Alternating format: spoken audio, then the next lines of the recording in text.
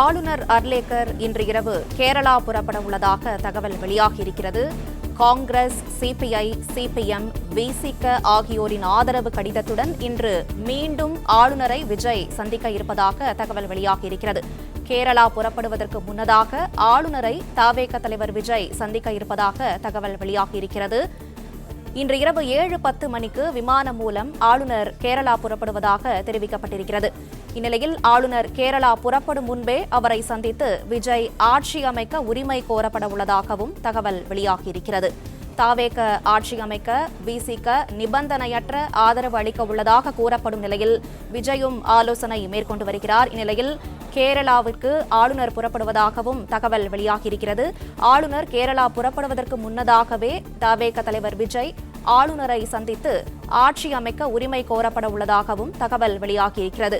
ஆளுநரை சந்திக்கும் போது காங்கிரஸ், சிபிஐ, சிபிஎம், விசிக ஆகியோரின் ஆதரவு கடிதத்துடன் 4வது முறையாக ஆளுநரை விஜய் சந்திக்க இருப்பதாக தெரிவிக்கப்பட்டிருக்கிறது. மேலும் விவரங்களை செய்தியாளர் மாணிக்கம் வழங்க கேட்கலாம். மாணிக்கம், வணக்கம். ஆளுநர் அர்லேக்கர் கேரளா புறப்படுவதாக தெரிவிக்கப்படும் நிலையில் எப்போது தவேக தலைவர் விஜய் ஆளுநரை சந்திக்க இருக்கிறார்? விவரங்களை சொல்லுங்க. தமிழ்நாடு ஆளுநர் அர்லேக்கர் அவர்கள் தமிழ்நாட்டுக்கு பொறுப்பாளராகவும் கேரளாவினுடைய பிரதான ஆளுநராகவும் இருக்கக்கூடிய சூழல்ல 2 மாநிலங்களுக்கும் அவர் நிர்வகிக்க வேண்டிய தேவை இருக்கிறது. இந்த சூழல்ல தமிழ்நாட்டுக்கும் கேரளாவுக்கும் 2 மாநிலங்களுக்கும் தேர்தல் நடைபெற்றிருக்கிறது. 2 மாநிலங்களிலும் புதிய அரசு அமைகிறது. இந்த சூழல்ல 2 மாநிலங்களிலும் ஆளுநருடைய தேவை என்பது மிக முக்கியமாக இருக்கக்கூடிய இந்த நேரத்தில் கேரளாவிற்கு இந்த தினம் ஆளுநருக்கு புறப்பட்டு செல்ல இருப்பதாக சொல்லப்படுகிறது. நிர்வாக காரணங்களுக்காக அவர் செல்ல வேண்டிய தேவை இருப்பதாக சொல்லப்படக்கூடிய இந்த நேரத்தில் அவர் கேரளாவுக்கு சென்றுவிட்டால் தமிழ்நாட்டில் ஆட்சி அமைப்பதற்கான உரிமைக்கோரல் கடிதத்தை நேரில் வழங்க வேண்டும் என்ற தேவைக்காக ஆளுநர் கேரளா புறப்படுவதற்கு முன்பாகவே அவரை சந்தித்திடுவதற்கு தமிழக வெற்றி கழகத்தினுடைய தலைவர் விஜய் தயாராக இருப்பதாக ஒரு தகவல் தெரிய வந்திருக்கிறது.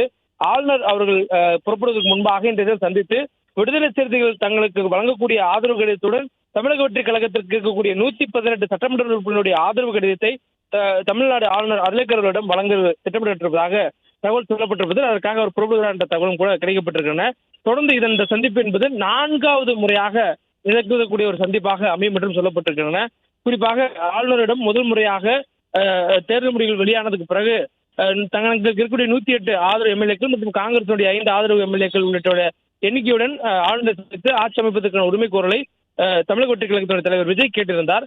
அதற்கு பிறகாக 2வது முறையாக ஆளுநர் அழைத்து தனிப்பட்ட முறையில் 107 இடங்கள் ஜெயிச்சிருந்தாலும் நீங்க வெற்றி பெற்றிருந்தாலும் காங்கிரசுடைய எண்ணிக்கையும் சேர்த்து கொடுத்திருக்கிறார். இது கூட்டணி கணக்கு வரக்கூடிய சூழலில் 118 நீங்க அவைக்கு வெளியிலேயே பெரும்பான்மையை காட்ட வேண்டிய தேவை இருக்கிறது என்ற ஒரு வலியுறுத்தலை முன்வைத்திருந்தார். இந்த சூழல்ல ஆளுநர் அவர்கள் கேட்டிருக்கக்கூடிய அந்த பெரும்பான்மை கிடைத்துவிட்டதாக நேற்று தினம் கம்யூனிஸ்ட் 2 கட்சிகள் கொடுத்திருக்கக்கூடிய அந்த ஆதரவு கடிதத்துடன் தமிழக வெற்றி கழக தலைவர் விஜய் 3வது முறையாக ஆளுநரை சந்தித்து ஆதரவு கடிதங்களை சமர்ப்பித்து தனக்கு பதவி பிரமாணம் செய்து வைக்க வேண்டும் என்ற கோரிக்கை முன்வைத்திருந்தார். அந்த நேரத்திலும் ஆளுநர் அவர்கள் 118 பெரும்பான்மை எண்ணிக்கைக்கான ஆதரவு கடிதம் இல்லாத காரணத்தினால பதவி பிரமாணம் செய்து வைக்க முடியாது என்று சொல்லியதாக சொல்லப்பட்டது. இந்த சூழலில் இன்றைய தினம் விடுதலை சிறுத்தைகள் கட்சி தங்களுடைய ஆதரவு நிலைப்பாட்டை அல்லது எதிர்ப்பா என்ற எந்த ஒரு நிலைப்பாட்டையும் எடுக்காத சூழல்ல அவருடைய நிலைப்பாட்டை தெரிவிக்கக்கூடிய வாய்ப்பு இன்றைய தினம் இருக்கும் என்று சொல்லப்பட்டது. அதன் அடிப்படையில் இன்று காலையில் விடுதலை சிறுத்தைகள் கட்சியுடைய அறிவிப்பு வெளியாகும் என்று எதிர்பார்க்கப்பட்ட நிலையில மாலை அறிவிப்பு கொடுக்கப்படுவதாக தகவல் சொல்லியிருக்கிறார்கள். இந்த சூழல்ல தமிழக வெற்றி கழகத்தில் இருக்கக்கூடிய ஆதவர்ஜன் அவர்கள் விடுதலை சிறுத்தைகள் கட்சியுடைய தலைவர் தொல் திருமாவளவன் அவர்களை நேரில் சந்தித்து கடிதத்தை பெற்றுக்கொண்டு ஆளுநர் மாளிகைக்கு சென்று கடிதத்தை வழங்கியதற்கு பிறகாக ஆளுநர் மாளிகைக்கு செல்லக்கூடிய தமிழக வெற்றி கழக தலைவர் விஜய் நேராக அங்கிருந்து புறப்பட்டு அம்பேத்கர் திடலுக்கு வருகை புரிவார் எனவும் அம்பேத்கர் திடல்ல விசிக தலைவர் தொல் திருமாவளவனை சந்தித்து நன்றி தெரிவிப்பார் எனவும் சொல்லப்பட்டது.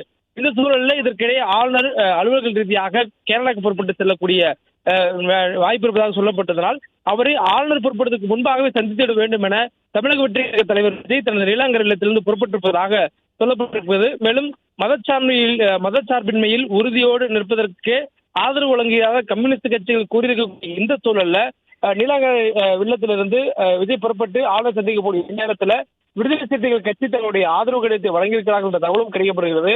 இந்த சூழல்ல தான் ஆளுநரை சந்தித்து தங்களுக்கு இருக்கக்கூடிய பெரும்பான்மையை நிரூபித்து ஆட்சி அமைப்பதற்கான உரிமை கோரலை கொடுப்பார்கள் எனவும் தோராயமாக 11ஆம் தேதி அன்று ஆட்சி அமைப்பதற்கான அந்த பதவியேற்புல இருக்கும் என்ற தகவல் எல்லாம் முன்கூட்டியே சொல்லப்பட்டிருக்கிறது. ஆனால் இது அனைத்தும் அதிகாரப்பூர்வமாக விடுதலை சிறுத்தைகளிடமிருந்து ஆதரவு கடிதம் பெற்று ஆளுநரை சந்தித்து 118 பெரும்பான்மை ஆதரவு எம்எல்ஏக்கள் இருக்கக்கூடிய கடிதத்தை விஜய் அவர்கள் ஆளுநர் ஒப்படைத்து உரிமை கோரல் கடிதத்தை கொடுத்ததை ஆளுநர் ஏற்றுக்கொண்டால் திட்டமிட்ட நேரத்துல பதவி பிரமாணம் என்பது நடைபெறும் என்ற தகவல் கிடைக்கப்பட்டிருக்கிறது. தற்போதைய சூழல்ல அரசியல் நகர்வுகள் மிக வேகமாகவும் மாறுதலுடன் நடைபெற்று வரக்கூடிய நிலையில தற்போது விஜய் அவர்கள் புறப்பட்டிருக்கிறார். அவருடைய இல்லத்திலிருந்து புறப்பட்டிருக்கக்கூடிய விஜய் ஆளுநர் மாளிகைக்கு செல்கிறார் என்ற தகவலும் சொல்லப்பட்டிருக்கிறது. அதே போன்று விசிக அலுவலகத்துல நுழைவு பகுதியில பெரிய பேரிகார்டுகள் வைத்து தடுக்கக்கூடிய அந்த பணி நடைபெற்றிருக்கிறது. ஏனால் ஆளுநர் மாளிகை சென்றதுக்கு பிறகாக அவர் நேராக விடுதலை சிறுத்தைகளுடைய தலைமை அலுவலகமான அம்பேத்கர் தான் வரக்கூடிய வாய்ப்பு இருப்பதாக தகவல் சொல்லப்பட்டிருக்கிறது.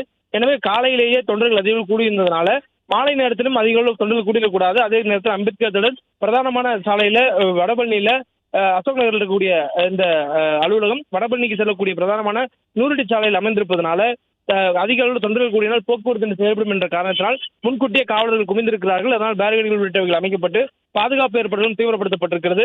இதுபோல் சூழல்கள் இருக்கக்கூடிய நிலையில் ஆளுநர் அவர்களை அவர் கேரளா செல்வதற்கு முன்பாக விஜய் அவர்கள் சந்தித்து தனக்கு இருக்கக்கூடிய பெரும்பான்மை கடிதத்தை வழங்குவார் என்றும் சொல்லப்பட்டிருக்கிறது.